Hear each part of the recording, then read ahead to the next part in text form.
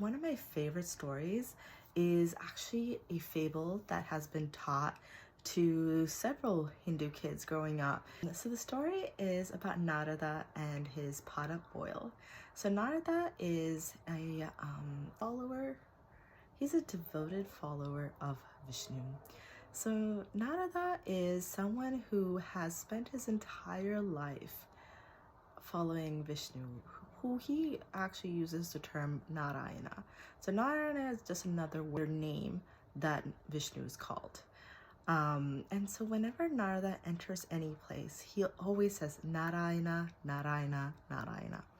It's just how he is, and every waking hour, every waking day, wherever he goes, he's always thinking about Narayana. And that is something that he feels defines who he is. And there is one time that he is in front of Vishnu and he is just saying how much, how much he loves Vishnu, and, goes as far as to say that he has to be the most devoted, most pious follower of Vishnu. And, he was looking for an assurance from Vishnu, but Vishnu did not give him that. Vishnu had responded with, no, you're a pretty good follower, but you're a pretty good follower. It's like, no, I am the best follower. I am the most devout. I'm the most pious of your followers. And Vishnu's like, you're not, but there is someone who is. Narada could not handle it because he lives, breathes, spends every waking minute of his pious follower life just talking about Narayana. So he was like, no, who is this? You have to show me who this follower is that you consider more pious, does more than I do. So this is where Vishnu uses his special powers, because of course he's a god.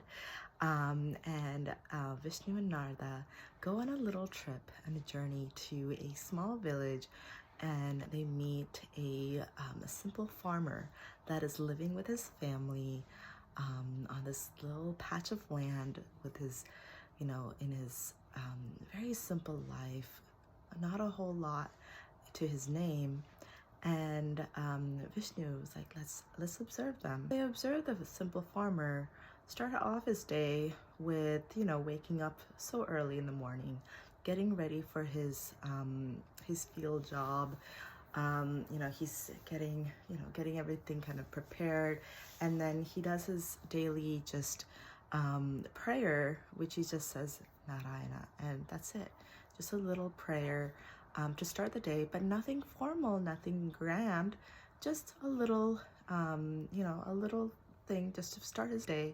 And then he starts working, and he spends the entire day working, and he comes back home just to come and eat some more lunch, and then he goes back and toils in the fields.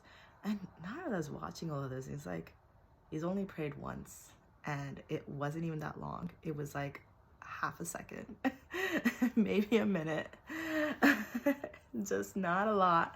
And Narada just could not understand how this little simple farmer who has done mostly work all day and has only prayed for a grand total of 60 seconds is the most devoted of Vishnu's followers. And so Vishnu's like, no, just wait. And so they continue, they watch and observe. They notice that that the simple farmer, he doesn't have a whole lot of food or a lot of wealth, but he's spending that quality time with his family, and he's bringing back that the money that's necessary to buy any supplies to maintain the household. And Vishnu's like, let's go visit them. And so they go over to visit the simple farmer and just ask him,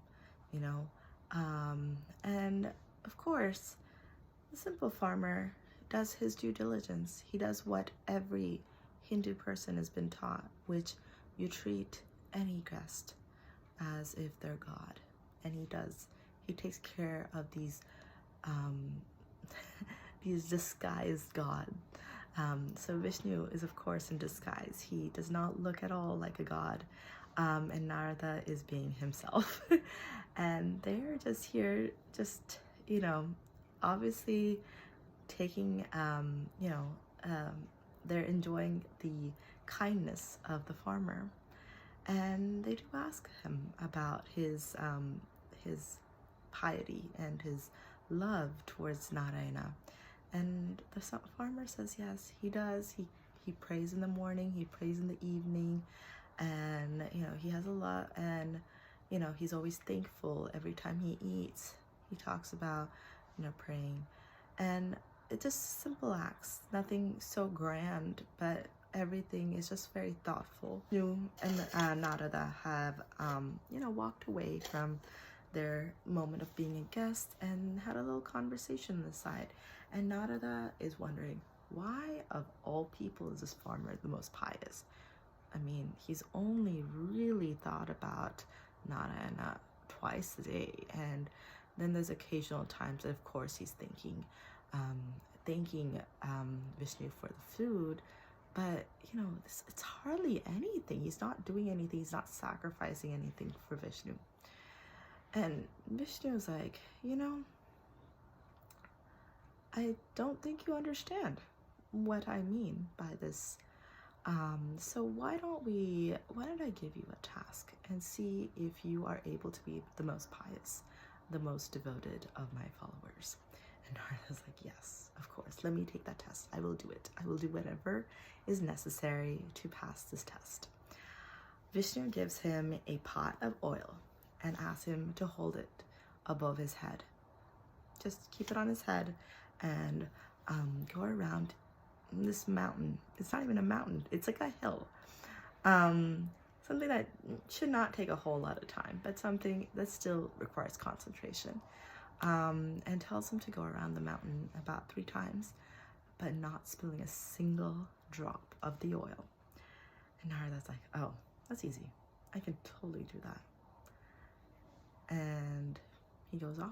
He goes off to do the task because it's for Vishnu. Of course he's going to do it.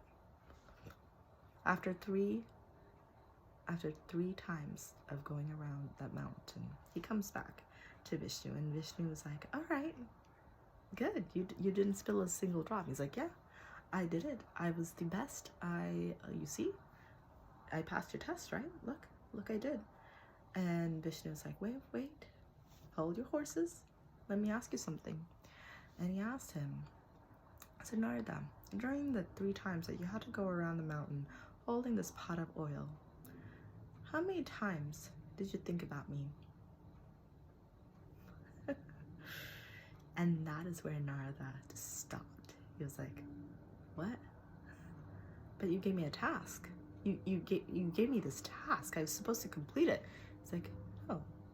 And you had a task, of course, but while you're busy, at what point were you thinking about me? And Narada understood. He understood that is exactly what the human condition's like. We are always going to be busy. We have so many things in our lives. But true devotion, true love of God doesn't have to be by doing all of the great rituals and the procedures and all of the things that religions and organizations require you to do. It is having that genuine love. And it doesn't even cost a minute of your day. Each time you're just thinking about that love and honoring that. That is enough. That is being loved by the divine and loving the divine back. And it is one of the most profound stories I have ever come across. And I love it because I think it highlights what spirituality truly is. It isn't how it has ever been depicted in a lot of Hindu stories. This is the one that really depicts that love as pure, as divine as possible.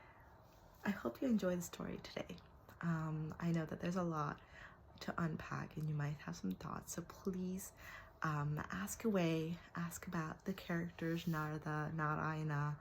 You can ask about spirituality or any other story that you would like me to come and tell you about, because there are so many amazing stories, and I would love to hear what you guys have to request of me, and I would love to tell you guys.